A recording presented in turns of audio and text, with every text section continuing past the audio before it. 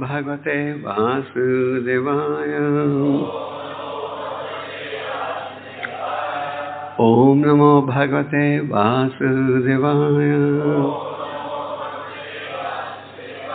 Om namo bhagavate vasudevaya. No one is dear to the Supreme Personality of Godhead, nor is anyone his enemy or friend. But he gives inspiration to those who have not forgotten him and destroys those who have. Purport of his divine grace, A.C. Bhaktivedanta Swami Prabhupada. Forgetfulness of one's relationship with Lord Viṣṇu, the Supreme Personality of Godhead, is the cause of one's repeated birth and death. A living entity is as eternal as the Supreme Lord. But due to his forgetfulness, he slips into this material nature and transmigrates from one body to another. And when the body is destroyed, he thinks it is also destroyed. Actually, this forgetfulness of his relationship with Lord Viṣṇu is the cause of his destruction. Anyone who revives his consciousness of the original relationship receives inspiration from the Lord. This does not mean that the Lord is someone's enemy and someone else's friend. He helps everyone. One is not devoted by the influence of material energy is saved, and one who is devoted is destroyed. It is said therefore, hariṁ vinā no one can be saved from the repetition of birth and death without the help of the Supreme Lord. It is therefore the duty of all living entities to take shelter of the lotus feet of Lord Viṣṇu and thus save themselves from the cycle of birth and death. Cāsya kaścid dayito bāndhavaḥ āviśaty apramatto pramattaṁ janam anta-kṛt. So, Lord Kapila is describing another aspect of the Lord's personality. This chapter called the explanation of devotional service. So Lord Kapila has already described why one should take devotional service. He's also already described devotional service in the mode of ignorance, passion, goodness, and pure goodness. And now Lord Kapila is describing to Devahuti that the Lord is impartial to everyone. It's not that the Lord favors some and doesn't favor some. The mercy of the Lord is distributed equally, just like the cloud. The cloud pours water. The cloud pours water without discriminating whether the water is falling on rock or on fertile soil. So similarly, the Lord is impartial to everyone. And here he is saying, but however, he gives inspiration to those who have not forgotten him and destroys those who have. To those who are remembering the Lord, naturally he gives inspiration. Ishwara sarva bhutanam dayito kaścit. The Lord is in everyone's heart.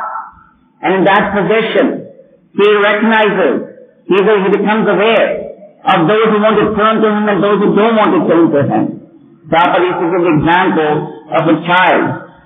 A father may have several children, but the youngest child depends more upon the father, so the father's attention is more upon the youngest child. Whereas the older children, they depend less upon the father, and hence the father is also less worried about them. So similarly, the characteristic of the devotee of the Lord is that he is always dependent upon the Lord. He is always praying to the Lord, and hence the Lord is also reciprocating. The Bhagavad Gita confirms this point by the statement, Ye yatanam prapadeyantu. All of them as they surrender unto me, I reward them accordingly. So the Lord's mercy is realized in proportion to our surrender. And the same point is being made by Lord Kapila, but in another way. That is, he gives inspiration to those who have not forgotten him. Those who have not forgotten him is, in other words, it means to those who remember him. And destroys those who have. That is as good as saying those who forget the Lord are destroyed. This is also confirmed in the Chaitanya Charitamrita. Notice the name. Krishna bhai nuka hana bhoga vancha kare, michatasya maya kare japatya dhare.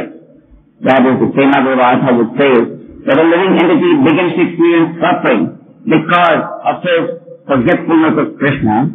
And the Chaitanya Charitamrita says, Krishna bhumi se jiva anadi nabahir mutha Ateva maya tere deha samsara dukkha. Dukkha means misery. So the living entity, because he forgets Krishna, he experiences nothing but misery. And the characteristic of those who are demonic in nature, because those who forget the Lord are essentially demonic in nature, are described in the Bhagavad Gita. There is a chapter, divine and demonic nature. And the characteristic of those who derive the position of the Lord is that they believe that the whole world is unreal. They believe that there is no foundation to this whole world, and that there is no God in control. They believe that this world is a result of sex desire only, and there is no other cause other than lust. Achitam apakristam te jagadaro anishwaram aparapal samrutam kim anitama haitatam.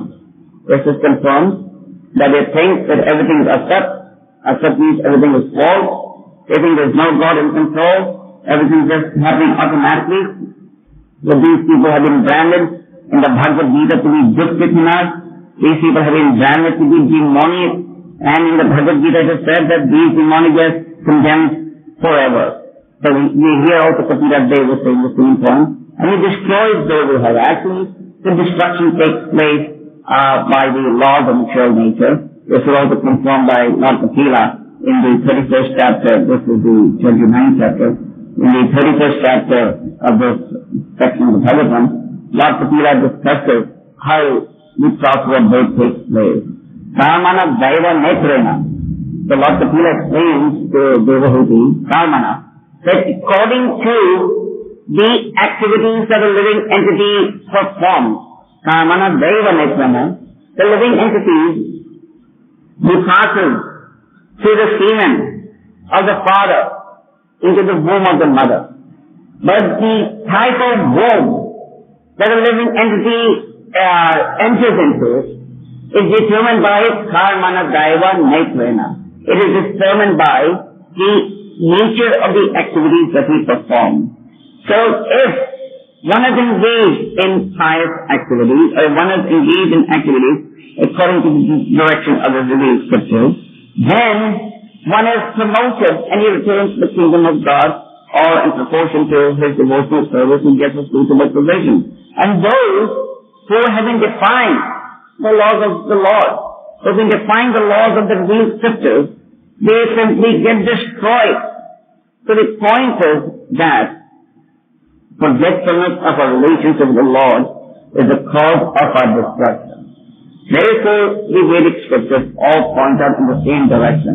And that is that somehow or the other, the living entity must establish a sambandha, his relationship with the Lord. Veda shāsake sambandha āvidaya prayojana. That is the entire Vedic scriptures point out in one direction only. That somehow or the other, the living entity must establish his relationship with the Lord. In the Purport, Prabhupada quotes the famous verse, hariṁ vinā no one can be saved from the repetition of birth and death without the help of the Supreme Lord. So we want to be saved from the cāsya of birth and death. We have to take shelter of the Supreme Lord Hari. One of the meanings of the word Hari is one who drives away everything inauspicious. So we want to free ourselves from the cycle of birth and death, then some of the other one has to take shelter of Hari. The present leaders of society, including the scientists, they like us to believe that there's a major revolution on the verge which will make people deathless and make an end to all of one's problems. Day before yesterday we were in Hariṁ in Ottawa, and I was just reading books. I met a leading economist of the Canadian government. So I was just talking to him and telling him what's the use of all this economics that we studied, because the economic problems are just increasing. It's not that the economists have a real solution. It means that now the economists are on the verge of a major revolution. Just like people have been talking about a scientific revolution. He said the scientific age hasn't produced a solution, but the economic revolution is going to produce a solution to all of our problems. So I just asked him, when is that economic revolution going to reveal its plan? He said, they'll take another year or two. So and he said the leading economist of Harvard and MIT and all, we're working on a major new plan by which the atomic crisis will never ever take place again. So the point is, this theory, however, contradicts the statement of the Vedas, which is hariṁ, vinā, anta-kṛt. Without the grace of Krishna, the living entity cannot escape the process of experiencing misery, and the grace of Krishna is realized if one surrenders to the Lord. So that's why these instructions of Kapila Dev are very, very valuable, because Lord Kapila, through different verses in this section of the Bhagavatam, has pointed out why the living entity must take to the process of devotional service. It's not that devotional service is a sentimental process. Prabhupada used to explain that we should very rationally take to it. We should analyze it from all angles. If we are not scared of discussion, we can prove from all angles that devotional service is the only solution for the living entity. And if the living entity takes to it, this process of devotional service, then the perfection of life can be realized.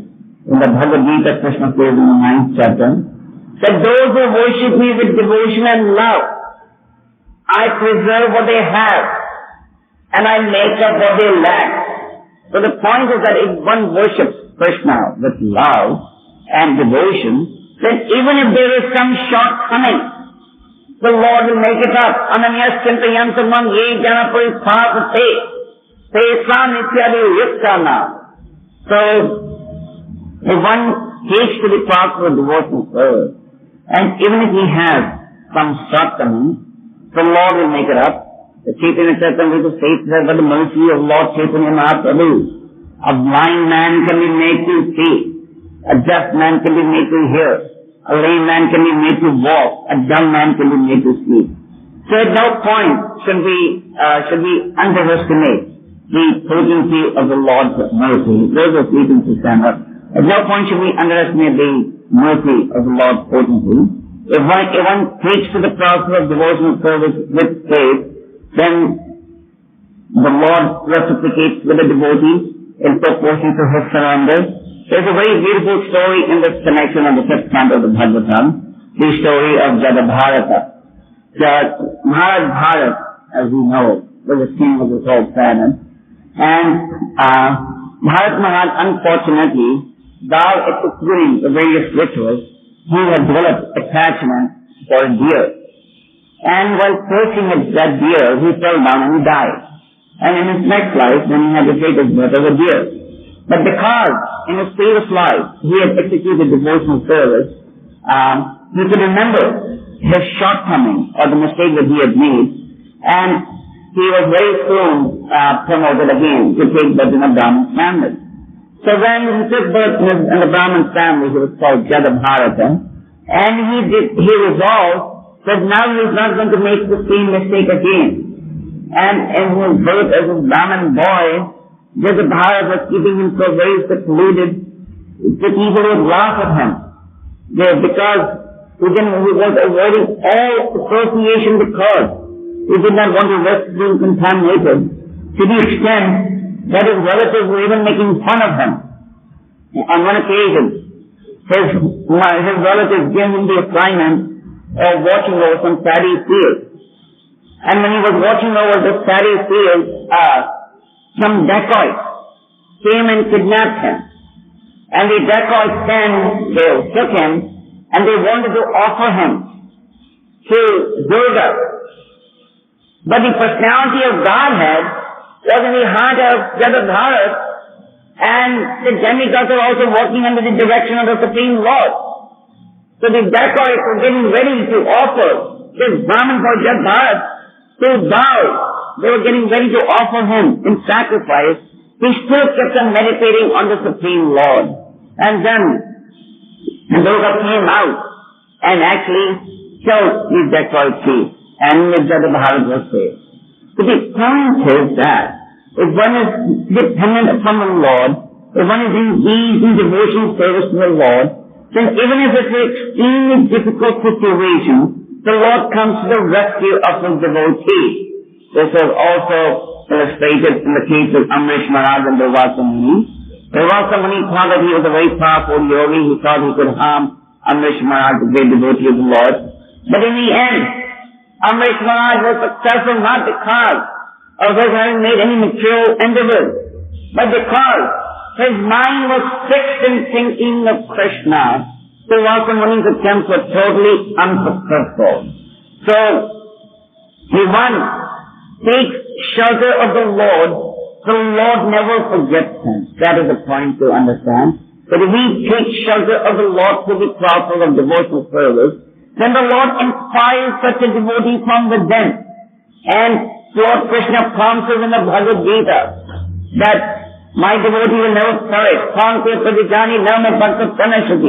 That my devotee will never perish. So those who take to the process of devotional service, they are guaranteed by Krishna that they will always be protected. Devotional service never goes in vain. This was also very beautifully exemplified in the case of Ajamil. Ajamil, though born in Brahminical culture, fell down in a bad country. And later on, the Viṣṇu prevented the Yamadutas from taking Ajamil to hell. And by the association of the Viṣṇu Arjuna got saved, and he is generally thrown and he took to the process of devotional service again. So devotional service never goes in vain. There are innumerable examples in the revealed scriptures which point out in this direction. There is a case of bewildered, the elephant, who was a devotee previously, but then, when he took his birth in the form of an elephant, he forgot his real business. And he got trapped by the crocodile. And he tried his best for 1,000 years to get his legs out of the crocodile's mouth. But he was unsuccessful. And finally, after he failed in all his attempts, he thought of remembering the personality of Godhead. And then he remembered the personality of Godhead. He did not remember the demigods or anybody else. And the personality of God came to his rescue and relieved him from the clutches in which he was entrapped. So the point is that devotional service never goes in vain. The Lord here is saying that he gives inspiration to those who have not forgotten him. So if somebody of his mind can be fixed on the process of devotional service, this mind can take one closer to Krishna. And if this mind is not fixed in the process of devotional service, this mind can take us away from Krishna. When it takes us away from Krishna, this mind becomes the cause of our bondage. And when it takes us closer to Krishna, this mind becomes the cause of our liberation. Mana eva manusyanam thanam bandhaya mokshaya bandhaya vishaya thango muktaya navisa manaha. So this mind can be the cause of our bandha and it can be the cause of our mukti. And if the mind is fixed in Krishna, then even if one is in a very difficult situation, one will be able to resist the temptations of Maya. This was very beautifully exemplified in the case of Haridas Thakur. Haridas Thakur used to chant 300,000 times of the Hare Krishna mantra every day. And naturally, because he was a very pious, devoted person, everyone in the village and in the villages around his place of residence were worshipping him and giving him all respect. However, the local Ganga, or the chief of the whole area, like the king, called Ramachandra Khan, was very envious of the fact that Haridas was getting more respect than him. So Ramachandra Khan devised a plot to tempt Haridas to become a victim of the most beautiful prostitute of that area, and then he would get this Haridas arrested. And the prostitute came, she offered her obeisances. Haridas said, today I have a lot of rounds to chant, you can keep sitting. But if you come tomorrow, I will satisfy you. Then it became the third day till the prostitute became a devotee of the Lord. And there was another incident that Maya Devi took on the form of a most beautiful woman. She had in that form captured even Brahma and Shiva. And Haridas was chanting his Hare Krishna mantra. And Maya Devi was making the most attractive posters, trying to tempt him to deviate from his chanting the Hare Krishna mantra. But because Haridas was engaged in chanting the glories of the Lord. Now Maya Devi had amongst her victims, Brahma and Shiva. She sailed in front of Haridas. And she was, as described in the Chaitanya Charitamrita, the most beautiful form of woman. She had assumed the most beautiful form of woman ever to appear. But still, Haridas was able to resist it. So the point is that the devotee is able to resist these different temptations. The devotee is able to resist the evil forces because his mind is fixed in thinking of Krishna. He is fixed in remembering the instructions of Krishna, and hence the Lord also reciprocates with the devotee. So one should not think that the Lord favors one and doesn't favor some. That's like in the Purport says. This does not mean that the Lord is someone's enemy and someone else's friend. That's like very often in our preaching. We meet people who say that if there is God, He should be all good. Why is there suffering? Isn't it? You understand that? Why is there suffering? Why is it that some people are starving? Why is there this unhappiness? Because God means being all good. So the answer is that God is all good. But is He working with the law of material nature, which rewards and punishes the living entity in proportion to the sinful activity that one performs? For example, if someone is condemned to the prison, that doesn't mean there's something wrong with the prime minister of that country or the head of the state. He's condemned because he violated the laws of the state. So similarly, the Lord is not anyone's enemy. The Lord is impartial to everyone, and the Lord reciprocates with the individual in proportion to one's degree of surrender. Those who have forgotten Him, they get destroyed. And those who remember Him, they are always protected. This is confirmed in numerous places, and we have cited today some some examples from the Bhagavatam and the Chaitanya Charitamrita to show that one who seeks shelter of the Lord, he gets inspiration from the Lord and is protected by the Lord. So the safest position is to depend upon the Lord. This is described to be one of the qualities of the devotee, Krishnaika Sharana. This is one of the 26 qualities of the devotee.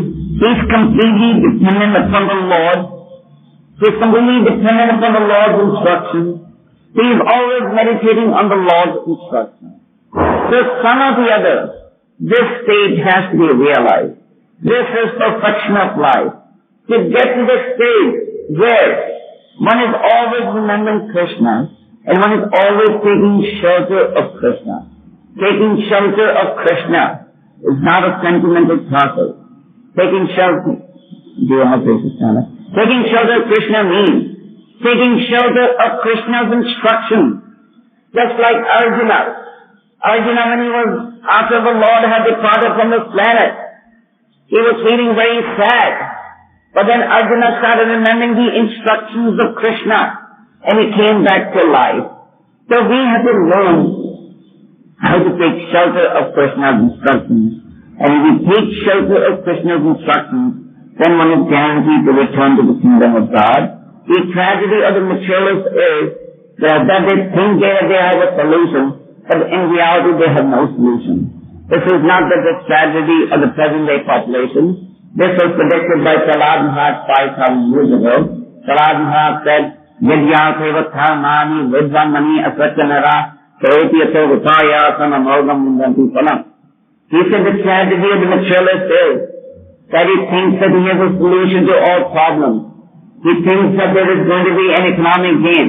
But in reality there is no economic gain and it just ends up in frustration. This is the characteristic of materialistic life. That is it, chewing the truth. And Lord Viṣṇu says, Namaste Viṣṇu, that these people do not know. They realize their happiness. That is, they are blind and they are calling others who are also blind. So this is the position of those who do not surrender to the Lord. This is the position of those who want to enjoy independent of the Lord, who want to lead a life independent of the Lord's instructions, that there is nothing but misery, there is nothing but suffering. In the Bhagavad Gita, Krishna explains that the body is a city of 9 gates. But he says that all these 9 gates have to be illuminated with knowledge. If these 9 gates are not illuminated with transcendental knowledge, then the enemy lust can creep in. So in the 4th canto of the Bhagavatam, the living entity is called Praranjan. Praranjan means the king of the body or the owner of the body. So the living entity is the owner or the king of the body in the sense that he has the option to keep all the 9 gates of this body covered, or to keep them open, or to keep some covered and to keep some open. Just like in your house, if you leave the doors of the house open in the night, then there is every opportunity that the thief can come in. So similarly, if this body, which is a city of 9 gates, if the 9 gates are all closed, then for the enemy known as lust, it's difficult to enter. But if these 9 gates are not closed with its transcendental knowledge, then the enemy lust can enter and weaken the spiritual desire of the devotee. So the devotee is advised to cover all the 9 gates with transcendental knowledge. All the 9 gates have to be illuminated with knowledge. And if all the 9 gates of this body are illuminated with knowledge, then one is considered to be in a very safe position. So the living entity is called Praranjan, or the king of the body, because he has the option to either cover the body with transcendental knowledge, or to leave the gates open, which means that lust will enter into all the 9 gates and bewilder the living entity's real intelligence. The real intelligence means understanding one's constitutional position. Namavansa jiva loke jiva bhunta sanatana. The living entity's constitutional position is that he's part and parcel of the Lord, and his position is to serve the Lord. So, to summarize, over here, Lord Kapila is pointing out that the Lord, he inspires and protects those who remember him, and those who do not remember him are actually condemned. They get destroyed. In reality, they get destroyed by material nature, because material nature is working under Krishna's direction. Maya Dakshina Prakriti Suyatesa Characharam. Material nature is working in the my direction. So, material nature destroys those who do not surrender to the Lord, and those who surrender to the Lord never forgets. The Lord is impartial to everyone. Just like a father takes greater care of the child who depends upon him, the Lord also takes greater attention, gives more attention to one who is dependent upon him. And the more we remember the Lord, that indicates the more dependent we are on the Lord, and the greater will be the Lord's degree of protection that is given to us. Hare Krishna.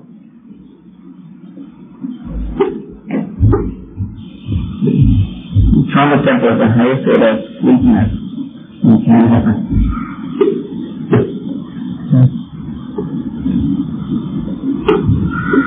Everyone doesn't get 6 hours of rest in the night?